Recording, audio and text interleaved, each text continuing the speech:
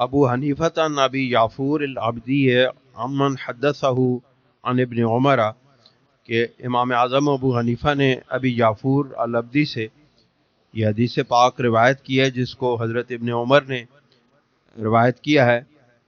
انہوں نے ارشاد فرمایا قال رسول اللہ صلی اللہ علیہ وآلہ وسلم ان اللہ زادکم صلاۃ وہی الوتر کہ سرکار دو عالم صلی اللہ علیہ وسلم نے ارشاد فرمایا کہ بے شک اللہ رب العزت نے تم پر ایک نماز کا اضافہ کیا ہے اور وہ وتر ہے، وتر کی نماز ہے.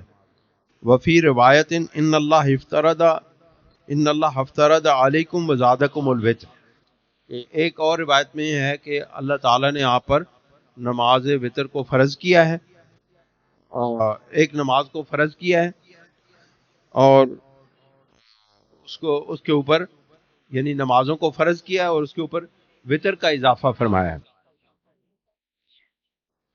اس طرح یہ جو وتر کی نماز ہے اس کی اہمیت کے بارے میں حضرت علی کرم اللہ وجہ الکریم کا یہ روایت ہے کہ کسی شخص نے، یہ عاصم بن زمرہ نے حضرت علی کرم اللہ وجہ الکریم سے وتر کے بارے میں پوچھا تو آپ نے ارشاد فرمایا حق کو ہوا قال اما کا حق الصلاۃ فلا ولکن سنت رسول اللہ صلی اللہ علیہ وسلم فلا ينبغي لاحد ان يتركه کہ سرکار حضرت مولا علی کرم اللہ وجہ الکریم نے ارشاد فرمایا کہ تم پر جو وتر ہے وہ برحق ہیں، اور یہ فرمایا کہ فرض نماز کی طرح تو اس کی حقیقت نہیں ہے، لیکن یہ جناب رسول اللہ صلی اللہ علیہ وسلم کی سنت ہے، اس لیے اس کو کسی صورت میں ترک نہیں کرنا چاہیے. یعنی فرضیت تو نماز 5 کی ہے، اور یہ جو وتر کی نماز ہے یہ وجوب کے زمرہ میں آتی ہے، جس کو نبی کریم علیہ الصلوۃ والسلام نے ہمیشہ ادا فرمایا، اور اس کو کبھی واجب وہ ہوتا ہے جس کا حکم رسول اللہ صلی اللہ علیہ وسلم نے دیا ہو یا اس پر ہمیشہ مواظبت کی ہو، یعنی ہمیشہ مداومت اور ہمیشگی اختیار کی ہو، اس کو وجوب کے زمرے میں شمار کیا جاتا ہے. تو یہ جو نماز وتر ہے، صلاۃ وتر ہے، یہ واجب ہے مسلمانوں پر. اور اس کی ہمیشہ یہ بھی یاد رکھیں کہ جو واجب نماز ہوتی ہے یا کوئی واجب ہوتا ہے اس کی قضا بھی لازم ہوتی ہے. جس طرح فرض کی قضا ہے اس طرح واجب کی بھی قضا ہے. اگر کسی کے فرض رہ گئے اور وتر بھی رہ گئے تو اس کو جس طرح فرضوں کی قضا ادا کرنی ہے اس طرح وتر نماز کی بھی قضا ادا کرنی ہے. یہ نہیں کہ وتر چھوڑ دیے رہ گئے تو چھوڑ دیے، نہیں، اس کی بھی قضا پڑھنی پڑے گی لازم. اب یہ ہے کہ وتر میں پڑھا کیا جائے. آخری بات عرض کر کے آپ سے اجازت چاہتا ہوں کہ سرکار دو عالم صلی اللہ علیہ وسلم نے ارشاد فرمایا، حضرت عائشہ صدیقہ رضی اللہ تعالیٰ عنہ سے یہ امام اعظم ابو حنیفہ نے ابراہیم الاسود سے روایت کی ہے. ابراہیم سے حضرت امام اعظم نے حماد سے اور انہوں نے ابراہیم سے اور انہوں نے الاسود سے اور انہوں نے سیدہ عائشہ صدیقہ رضی اللہ تعالیٰ عنہ سے یہ روایت کی ہے.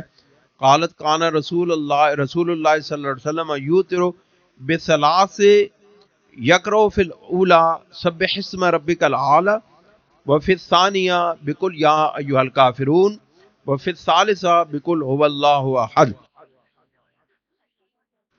وفی الثالثہ بقل هو اللہ احد. یعنی کہ امام اعظم ابو حنیفہ رحمۃ اللہ علیہ نے یہ روایت کی ہے کہ سید عائشہ صدیقہ رضی اللہ تعالیٰ عنہ کی روایت ہے کہ رسول اللہ صلی اللہ علیہ وسلم ہمیشہ وتر کو 3 رکعتوں میں پڑھتے تھے، 3 قرأتیں ادا کرتے تھے. پہلی رکعت میں سبح اسم ربک الاعلی الذی سورت پڑھتے تھے، دوسری رکعت میں قل یا ایھا الکافرون پڑھتے تھے، اور تیسری رکعت میں سورہ اخلاص یعنی قل هو اللہ احد پڑھا کرتے. تو جس کو سبح اسم ربک الاعلی الذی والی جو سورہ مبارکہ یاد ہے، وہ اگر یہ نبی کریم علیہ الصلوۃ والسلام اس پر ہمیشگی کیا کرتے تھے. تو اگر کسی کو یہ صورتیں یاد ہوں اس کو چاہیے کہ وہ پہلی رکعت میں سبح اسم ربک الاعلی پڑھے، دوسری میں قل یا ایھا الکافرون والی صورت پڑھے، اور تیسری میں قل هو اللہ پڑھے. سرکار دو عالم صلی اللہ علیہ وسلم کی یہ سنت پوری ہو جائے گی. اس سے یہ بات بھی ثابت ہوتی ہے، اس سے ایک اور روایت بھی ہے کہ یقرأ فی الرکعۃ الاولی من الوتر بام الکتاب وسبح اسم ربک الاعلی.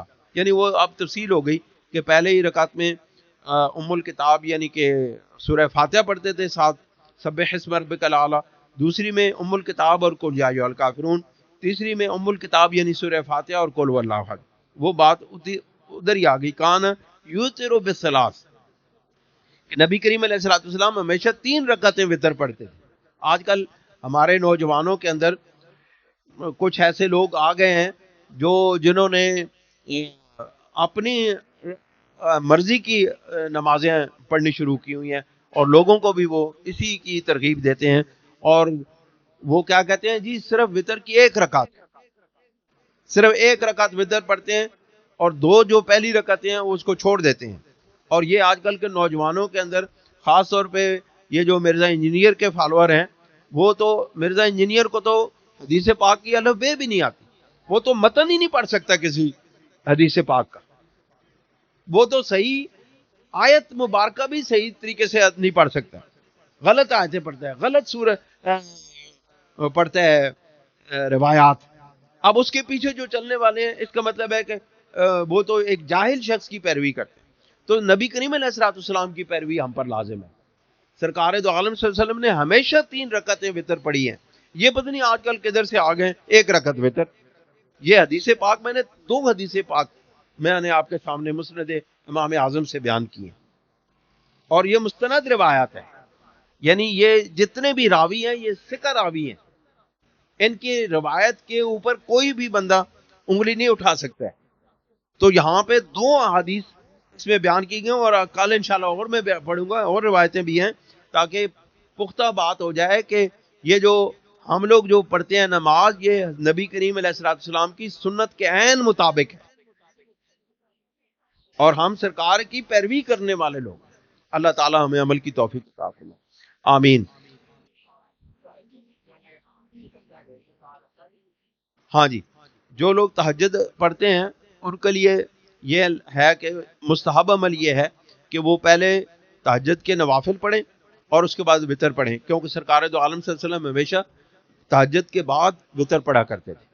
तो ये नूर अला नूर बन जाती है।